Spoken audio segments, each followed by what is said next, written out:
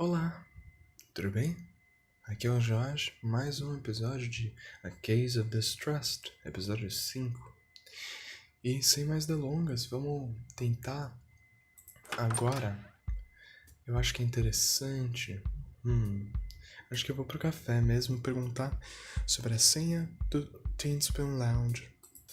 A gente tinha acabado de passar no departamento de polícia e falado com um brother nosso. Perdão. Shipman said he called Southern Coffee if he found any dirt on Green. I could go see if I had any messages. Of course, if I was stuck in a case, a stiff drink with Frankie could give me some hint as well. Pois é, Frankie é o cara.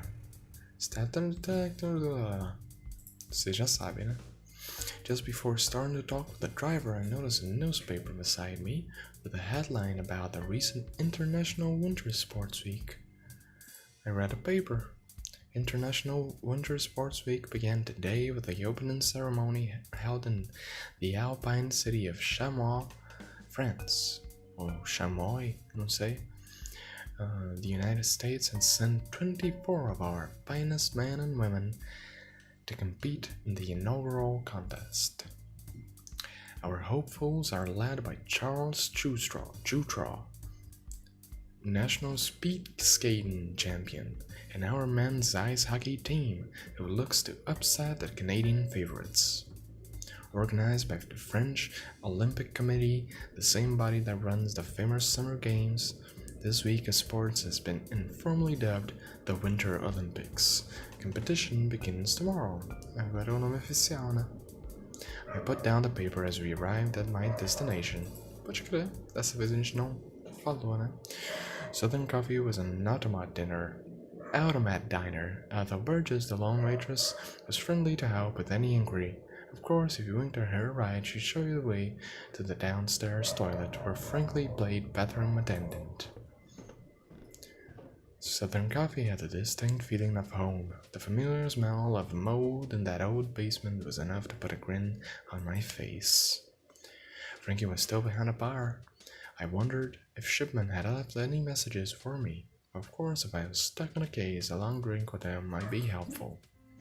Vamos falar com meu parça. I looked at Frankie. Was in you, kid? Deixa eu ver se o Shipman falou alguma coisa. I sat on my regular stool and rapped my knuckles on the bar. Any messages, Frankie? I asked him. And what do you mean by that? Well, I told Sam Shipman, an old contact on the force, to leave any dirt with you if he'd find it. Frankie laughed. So now I'm your bartender and your secretary. Say, if I became your housemaid, will you at least pay me? So I'm guessing you haven't heard anything, I said. Nothing yet, Miss Chief. Frankie chuckled. Shipman's supposed to call you about Green. What have you got so far? No real breaks to speak of, I said. Well, alright, I'll let you know if this Shipman gives me a call. I thanked him. What else you got? He asked. Eu vou perguntar pra ele sobre the tin spoon. Doorman required a password to enter the tin spoon. Tin spoon doorman kept me outside a joint. He wants a password, but I have no ideas. Fill your cups, feel no distress, at all our great thoughts shrinking less, he says. Who knew gangsters were the riddling type? Frankly laughed. All our great thoughts shrinking less, he said. What? I asked, puzzled. He turned and grabbed a bottle from his shelf. Vintage stuff, this. Strange they used it as their code. Perdão. He handed me the bottle and I read the back of the label. Fill full your cups, feel no distress, at all our great thoughts shrinking less, we'll do a good deed nevertheless. Pode crer? Então era realmente ter que falar com o Frank. Era de uma garrafa, so the password was the poem from this vintage label. I now knew what I had to say to the doorman. I thought about what else I'd like to speak with them about. Eu acho que é bom eu falar com ele sobre a carta Sendo errada, sendo falsa. Shipman says the letter is a forgery. The Black Hand sends ransom notes, not threats, and they don't operate west of the Mississippi. I pulled Green's letter from my pocket and showed it to Frankie. Still not sure what to make of that note, Frankie asked. In fact, I said, I do. It's bust. Green was giving me the runaround. The letter is a fake. Frankie gasped. So why would Green hire you? I gave my shoulders a shrug. I still need to solve that part. Well, let me know if there's anything I can help you with. Well, acho que é isso. Never mind, I said, and sold my seat away from the bar. Bom, show, Southern coffee, blah blah blah. The worn stairs led to the outside world. Vamos pra Tin Spoon Lounge. Depois eu acho que seria legal ir pra barbearia do stable. Falar pra ele que era falsa. Às vezes ele sabe alguma coisa. Still needed to talk to Tiny Paul, but I hadn't given the correct password at the Tin Spoon entrance. I knew I'd never get in the place until I said the magic words. Mais táxi, mais dia sob o olhar sanguinário do vigia, não é mesmo? Vamos que vamos. The driver was somewhere in his 50s, but drove like he'd soon be dead, bounding through the streets and honking at anyone in his way. Making good time, I commented. Bah, he exhaled, like an old ship captain. Congestion. All these motorists and not one of them knows how to drive. Lunatics. The last word he shouted through the window. Nossa, perdão. You see Life magazine? He continued. 13% increase in auto deaths this year to last. 14 the year before. Most of them pedestrians. We crested another hill and my head bounced off the car's ceiling. Caralho. Most folks run out of moonshine at home, then take the car to the spiky. Can't even walk and then think they can handle the road. But no. The car's tires squealed as we ran a corner. Well, not me, sister. This car leaps when I put my foot down, but you just gotta know what you're doing. We screeched to a halt at my destination, stumbled out of the taxi cab as quickly as possible, thankful to still have every limb.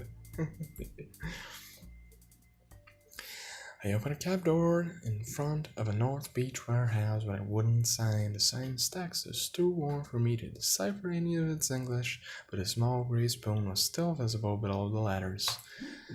Vamos lá. I again rapped my knuckles on the metal door. The panel was lit open and the same dark eyes stared down at me. Fill full your cups, feel no distress, at our great thoughts shrinking less, he repeated. He continued his stares, unwavering. Agora, meu amigo, é só aqui no Frankie Conway. Will do a good deed, nevertheless. I recited a line that Frankie had shown me on one of his bottles. The eyes squinted. Wait here came a gruff response.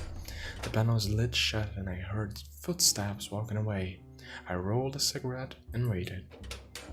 After a quarter of an hour, the panel opened again. Bars closed, but you can shoot pool in the upstairs room, said the eyes.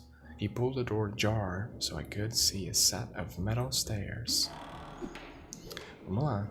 I walked up the stairs and opened the thin wooden door to the billiards room.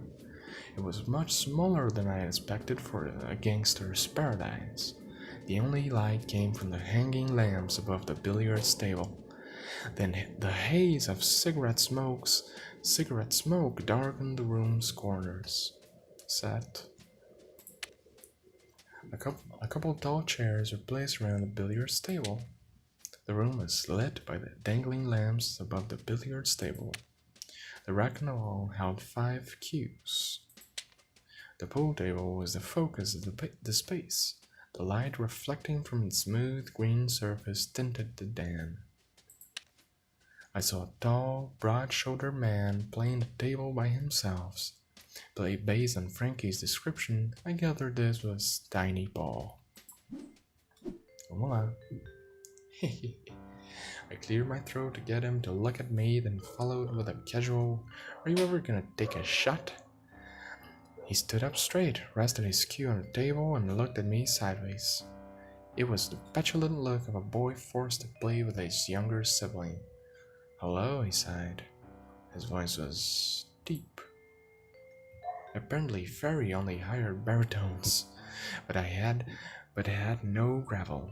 It echoed slightly around the small room. I imagined he could have huffed and puffed the entire block to rubble. "I like watching them," he said, nodding at the balls on the table, thinking through my options. I never shot much pool, but I thought he might like me more if I feigned interest. I considered lying to him, telling him that I played a lot. Desculpa, meu cachorro. Eu vou parar até ela parar de latir. Só um minuto. Oi, perdão. Vamos lá. I considered lying to him, telling him that I played a lot. I'll stick to cards. I didn't lie to him just then. Stud, blackjack, or bridge? Stud, blackjack, or bridge? He asked hoarsely. I raised an eyebrow and he showed a sheepish grin. A gambler plays 'em all. He continued after cracking his knuckles. But I don't think you're here for a game. I asked. For a drink. Vamos começar tranquilo. Mind pouring us each a growler? I hoped getting Paul's lips wet might make it easier to grab something out of him. But he wasn't having it. Paul sighed. "We're closed here. We'll have to come back later." He seemed to nod at my stalling. "You like green?" I asked. The wrinkles in his brow deepened. "Like or dislike, it don't matter sometimes. I work with what I'm given. And he's given us a good lead. I suppose that's what you're here, Malone?" So he'd known me too. The doorman must have looked me up. The bay dogs fast. "Anyhow," he said, eyeing the billiards table, "you need anything else from me?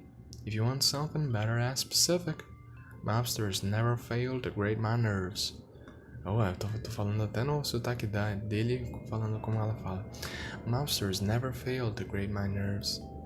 He wouldn't tell me anything unless I pushed him with what I already knew." Bom, é muito simples. Eu tenho uma carta falsa. Ask Tiny Paul. Nossa, ele riu. "Know anything about this note?" I asked, and pulled out a letter with a black hand on it. Tiny Paul looked at the page, then laughed with his whole body. "So there is a letter." Green's shaking over that. "Not losing sleep, though. Look, Green and I are the best pals, but nobody will touch him with our protection. And none of us sent it to him, or else I would know about it. Anything else?" Essa carta é falsa. E aí? "You know, Green's note is a fake," I said. "So somebody's goofing Green," he laughed heartily. "Or maybe Green's just toying with you." He blew chalk up off the end of his pool cue and asked, "Anything else?" Caralho, brother, que cara. Eu vou falar. Quero saber mais sobre o passado dele, meu amigo. "Know anything about Green's past?" I asked him. "He's a local kid, I think. Been around the lounge a while. Boss knows him better than I do." Quem que é o boss? Não fala muita coisa.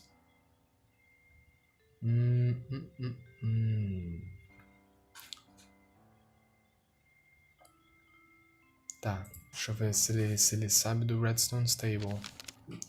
"Know anything about Redstone Stable?" I asked. "Heard the name," he replied. "But why all the gossip? He could tell you more about himself." "You won't give me anything on him?" "Now, why would I do that?"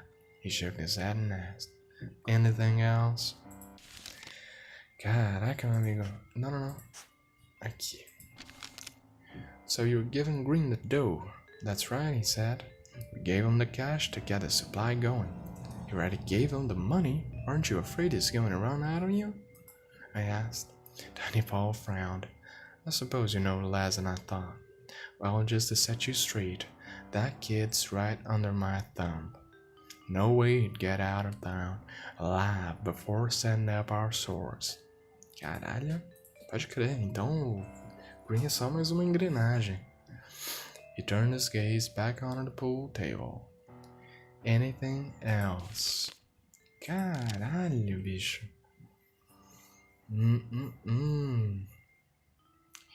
Deixa eu falar da moça, do casaco dela, e eu já acabo o vídeo.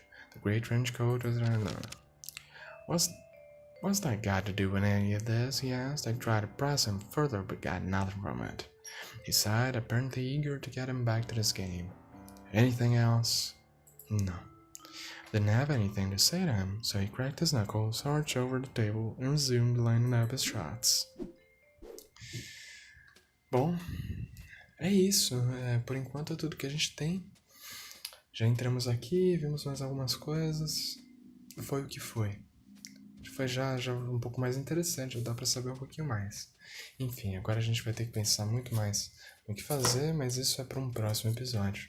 Espero que você esteja gostando e até a próxima. Um beijão.